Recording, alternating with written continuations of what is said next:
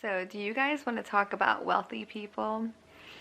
Yeah, we do. Yes, we do. That is what today's video is all about. We are talking about wealthy people, okay? Because I don't know if you've been following this channel, but these last few days have been all about money and Wall Street and stocks, and there is a lot going on in the world. I mean, just when we thought there wasn't enough, there's gonna be more.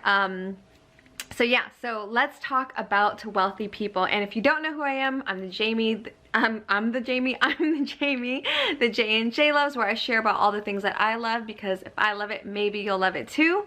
This entire month we've been doing some heaven on earth planning. Click here on YouTube if you want to follow that. But today, if you're back, welcome back. We are going to talk about wealthy people. And if you see me look down here a little bit, I'm just catching some notes. Yep, I wrote notes for this one because this is a topic, and ideally I would have maybe done a whole PowerPoint slideshow to talk about this and try to get a lot of videos and clips, but you know what, we are doing a daily upload, and so we're just going to get into it. We're just going to have a conversation, okay? So let's talk about wealthy people. Wealthy. Let's first talk about what wealthy does not mean, okay? So when we talk about a wealthy person, right, we don't mean that, and this is really with me, these are some of the thoughts that I had before, okay? But if someone's wealthy, right, that does not mean that they are smarter, right? It doesn't mean that they're wiser. It doesn't mean that they know better than anybody else. It doesn't mean that they're kinder, nicer, more compassionate. They're just not necessarily better than anyone. It doesn't mean that they're gonna have better manners. It doesn't mean that they're gonna be better humanitarians. It doesn't mean that they're gonna have more class, right? We all know this. What it means, there's two definitions that I go by, because really wealthy can mean lots of different things to lots of people. For me, it has two definitions. The first definition is that wealthy means that you have access to money. Okay, so a wealthy person can mean that they have more access to money. So again, that doesn't mean they're nicer, they're kinder, they're smarter, they're better. No, it means that they have access to money.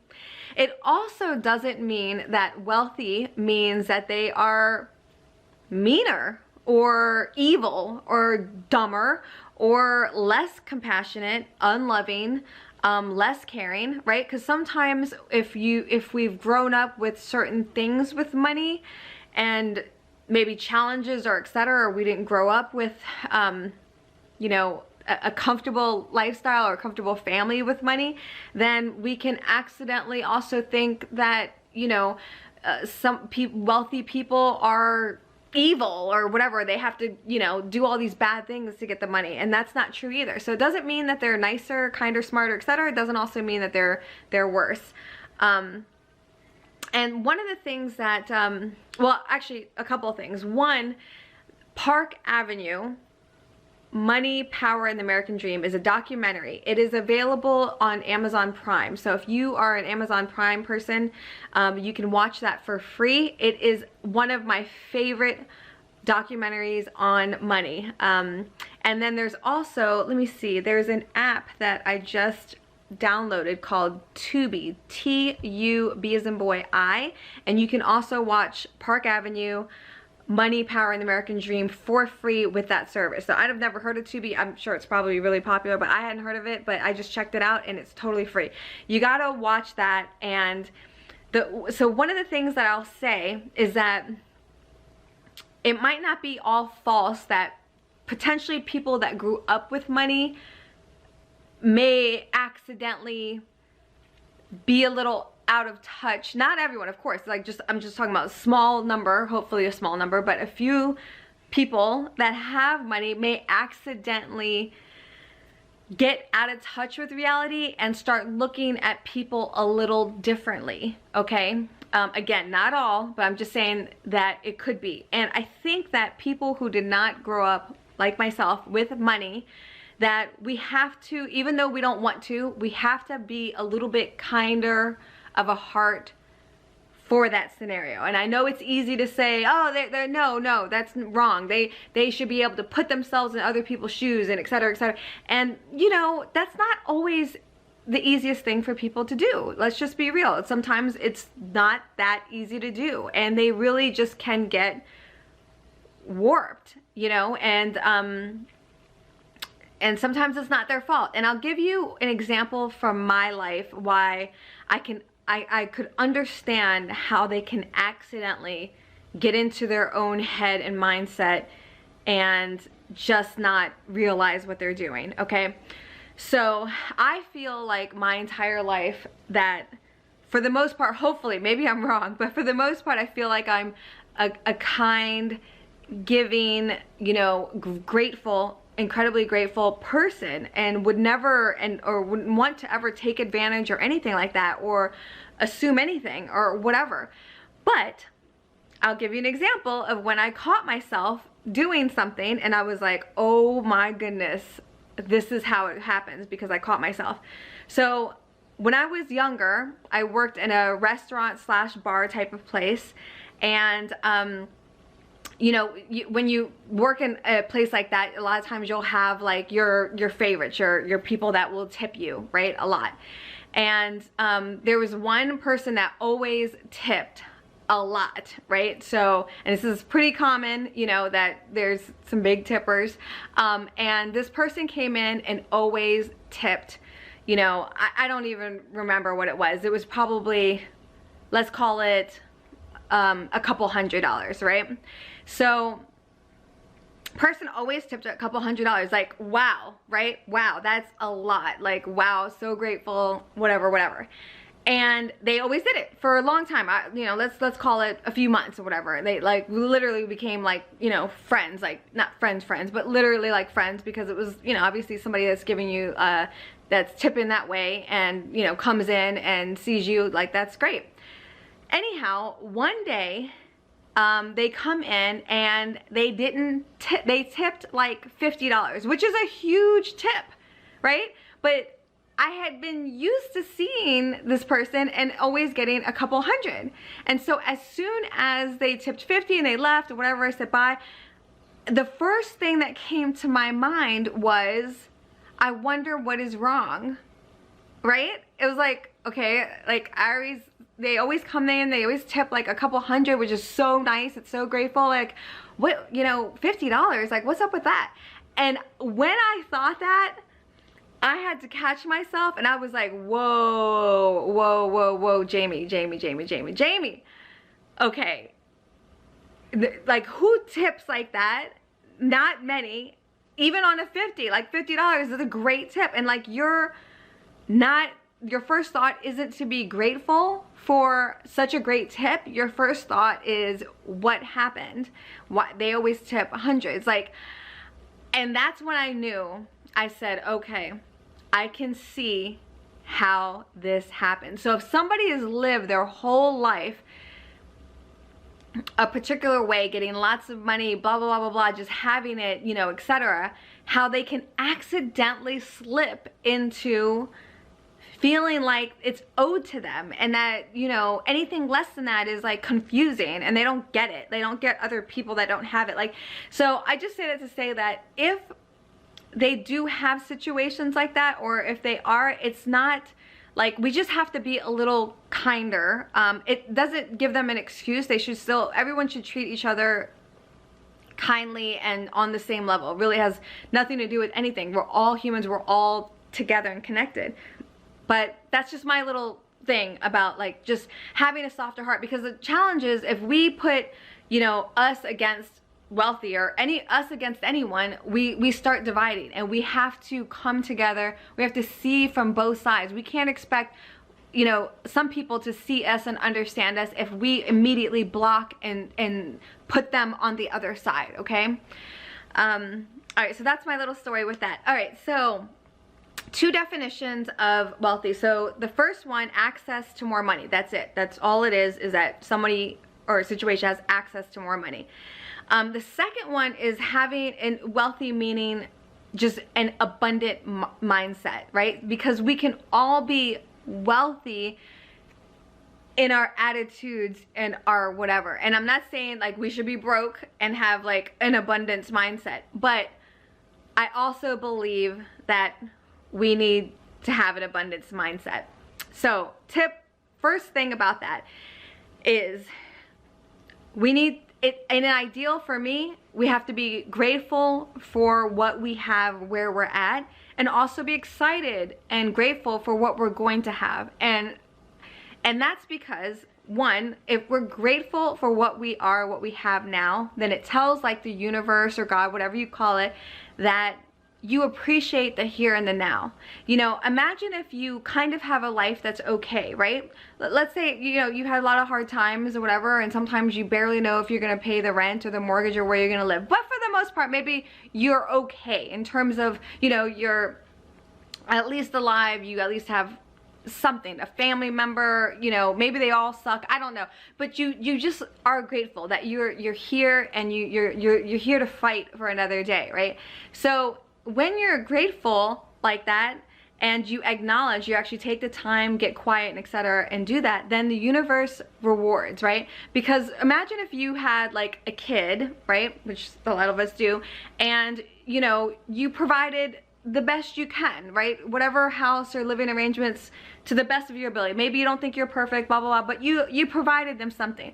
Would you want that kid to be like, oh, you know, I could have had it better. I really could have had it better. No, you'd want them to say, thank you, mom, dad, or whatever, for what you've given. Maybe you know, it's been challenging and you've had a hard time, blah, blah, but I'm grateful for this, right? You would want that, to see that, and it would make you want to give more. Well, that's kind of how the universe is.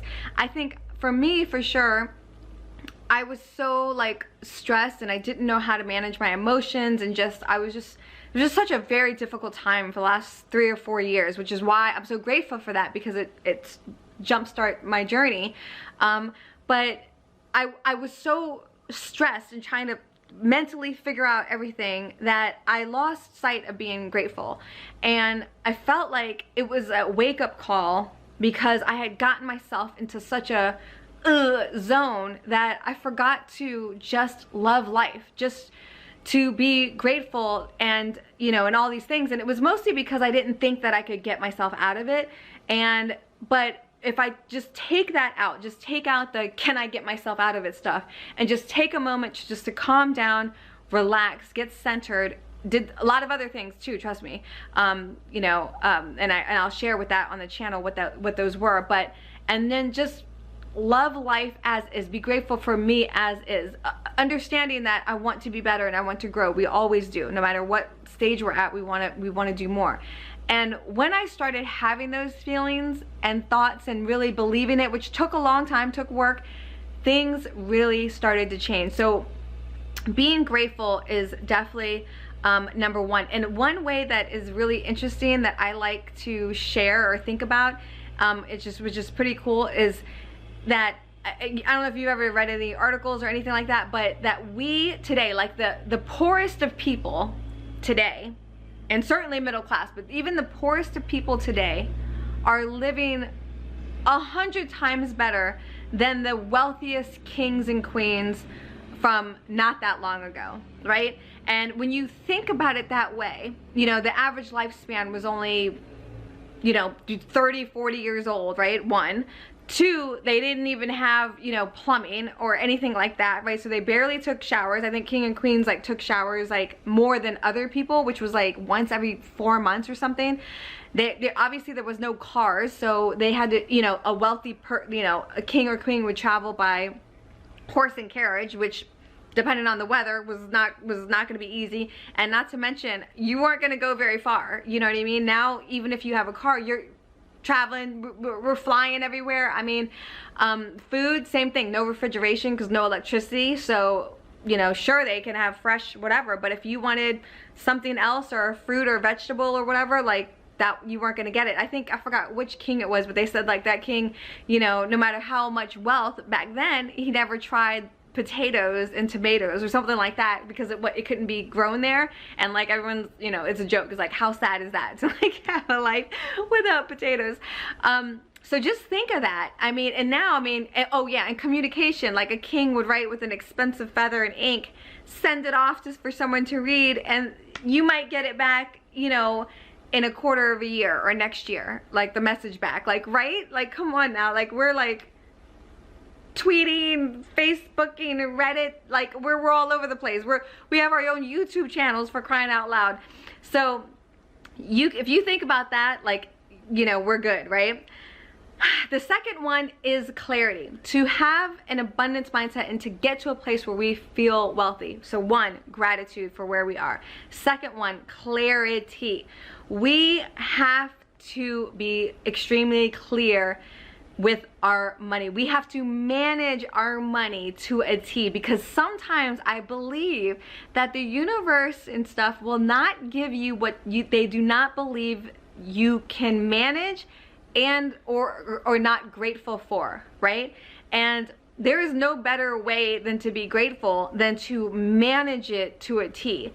And this is a lesson, at least, that I had to learn. I had always worked really, really hard, you know, my whole life, or at least I felt like I worked really hard to barely survive. Yeah, so let me tell you about how I grew up, just so that you know.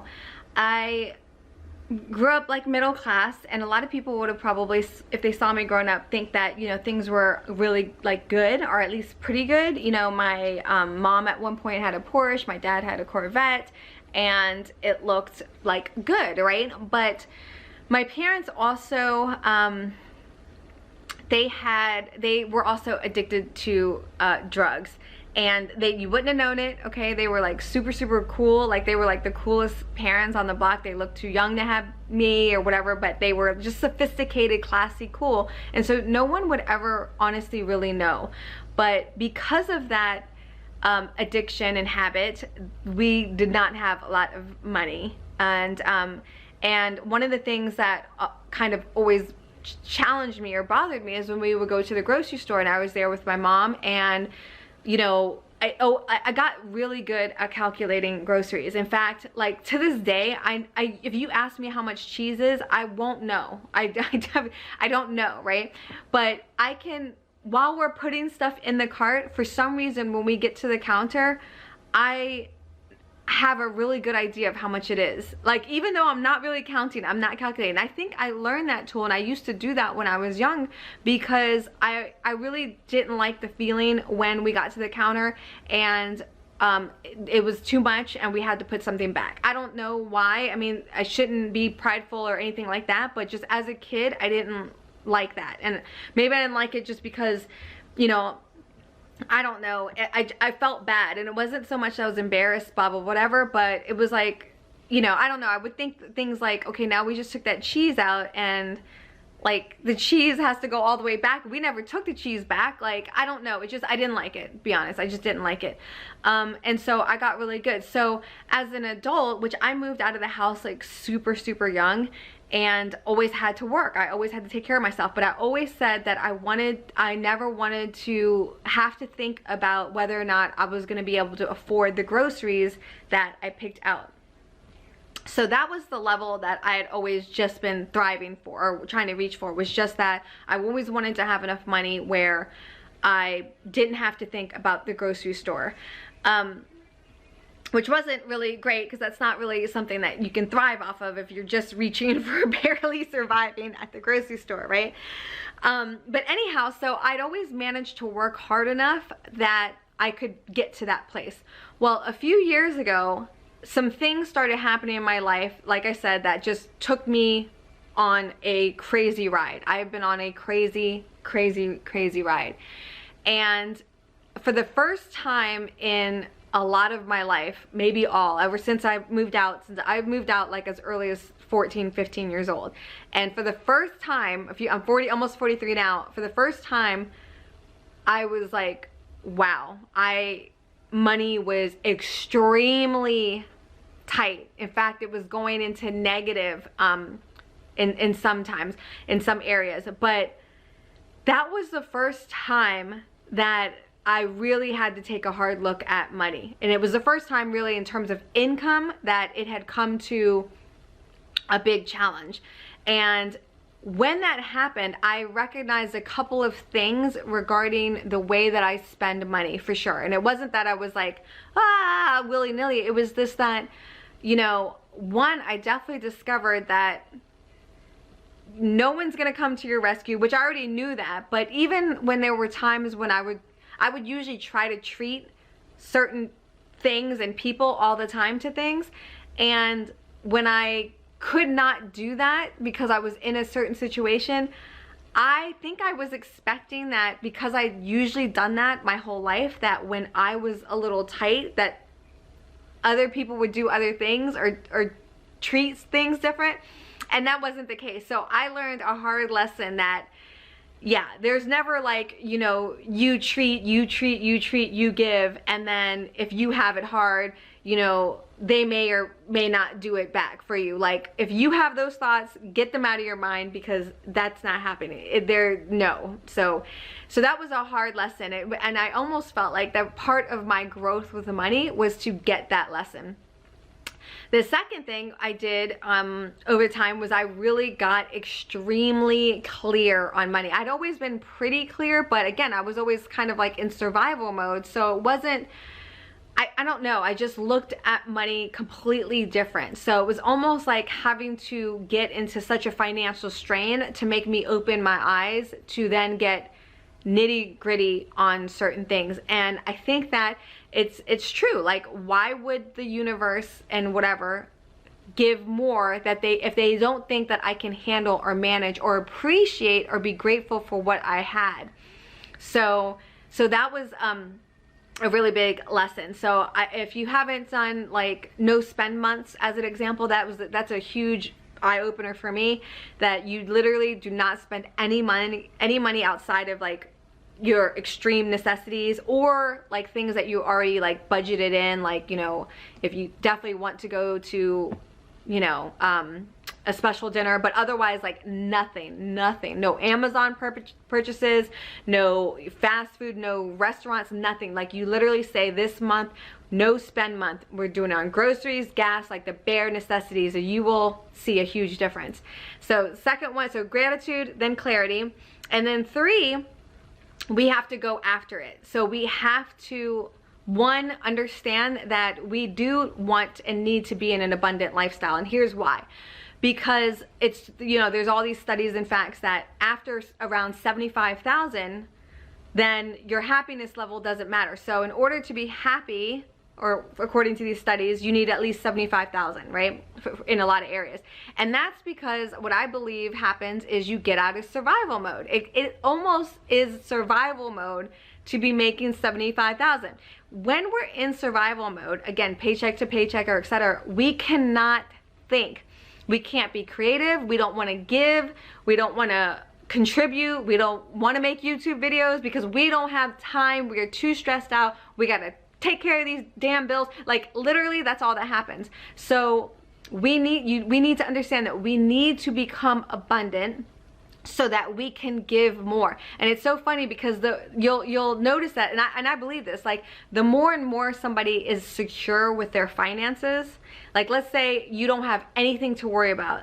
All of your bills, nothing. You have so much money, you don't have to worry about anything. Do you know what will happen?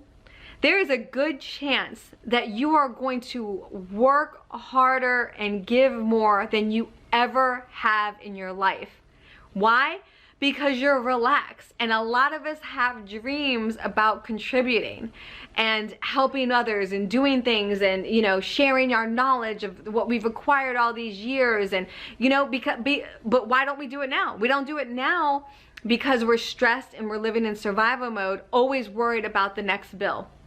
So we just have to get to an understanding where we do need to work towards an abundant lifestyle. Okay, so there's a lot of work that has to be done with that.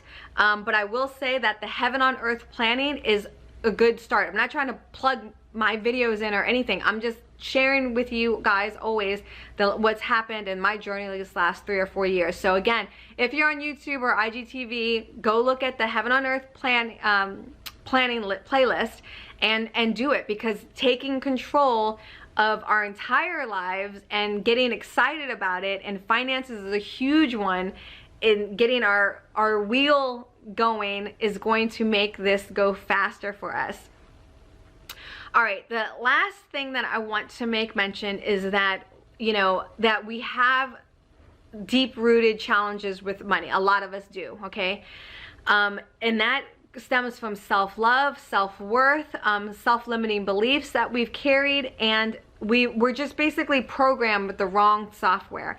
And so if that's you, I'm telling you, because that was me, again, 3 years ago, there is a lot of work to be done, okay? It is not, for me, it was not that easy. Maybe it can be for you. Maybe you can just switch your mindset, be grateful, boom, I'm gonna make some money, I'm gonna live an abundance lifestyle, and you're good. For me, that was not the case. This topic was the most challenging topic. It still is in some ways. So I just want to tell you that you have to go hard. Go hard. If whatever it is that you need or want more of, if you want more joy and laughter or whatever, and love and understanding, then you have to go hard researching that. Watch every single documentary on how to be more loving and more grateful. Read the top 5 books on love and joy. You know, etc., etc. Same thing with money. If money is a challenge, then boom, start listening to audiobooks or reading, go to podcasts about money mindset, wealth building, business building, whatever it is. Like, we just have to understand that what we want is at our fingertips now. Take control of everything. For me, I went super hard on listening to books. Jen Sincero, who she has a book called Badass at Making Money. Her first book, Badass, is a great one because it helps you with your mindset and just kind of get unstuck. And then her second one was Badass at Making Money, which is fantastic. There are so many YouTubers out there. I'll shout out a couple right now. Think Media, they help people with getting up to speed with YouTube and content creation. Same thing with Roberto Blake, but he also helps with YouTube and branding and just all kinds of greatness. And then there's another one with The Future, and they're all about helping creatives and creative people making money and in the industry. Fantastic. And then of course deep work, right, for our self-worth and everything. You know, of course Tony Robbins, Sadhguru, those are 2 big ones. You know, there's a real thing. If you want to feel different, then you're gonna do different things, right? You can learn about The Secret. The Secret, I think it's on Netflix, and there's a book. I'm just looking at my notes here. And of course, there's all things with visualization, which is why we're doing vision boards. You can listen and read books like Think and Grow Rich and stuff like that. And you basically immerse yourself into learning about this stuff. And there's also, like, at night, there's like abundance videos and things that you can listen to while you're sleeping. It kind of goes into you while you're asleep. So I'm telling you, I've done them all. I've done so many. Maybe I'll make a video where I can showcase, you know, different ones, different books, or different whatever. But I'm just kind of giving this overview of wealthy people and mindsets here. So that is all on my notes. I know I just spoke a heck of a lot. My throat is already hurting, but I just wanted to share all of that with you guys about wealthy people. There's a lot going on right now with the stock market and hedge fund managers and this versus the regular people, and it's not about division, okay? I'll just say this about what's happening right now. It's literally like Wall Street versus I forgot what they're calling us but the regular people, right? And it's not really that. It's not necessarily a war, but they did kind of make it a war. Okay, I'm not even gonna get into it. Just know, listen, wealthy is a mindset. Start with a wealthy mindset, and remember, our brains and our bodies do not know the difference between what's real and what's imagination. So one of the biggest things that I've definitely do and have learned is that you have to live in that space. You don't wait until you see a dollar amount. Become wealthy and abundant in your mind now. I don't care how ridiculous this sounds. Trust me, it works. When you see things, I am wealthy, I am abundant, you have to live it, believe it, and know it, and live it and act as if now, and then it comes. It's just the craziest thing, but it just does. It's because when we're on it and our minds are thinking it, we can see it and we can create it all that much easier, because I think Oprah Winfrey says it's about matching that vibration. Have the vibration of an abundant, wealthy lifestyle, person, and feeling, and all of that comes back. Like, it's just, you match that vibration and it just comes to you like a magnet, okay? So cheers to us being super wealthy and abundant. Shout out to Old School Boxing. This is my Uncle Buddy's gym. I think they've had to shut down because of, you know, what's going on, but they're out in Fort Washington, Maryland, or Oxon Hill, Maryland. I don't know which one it's technically, but right here by the National Harbor. So I think that they're going to be opening up soon, so check out Old School Boxing. I'll put the link below.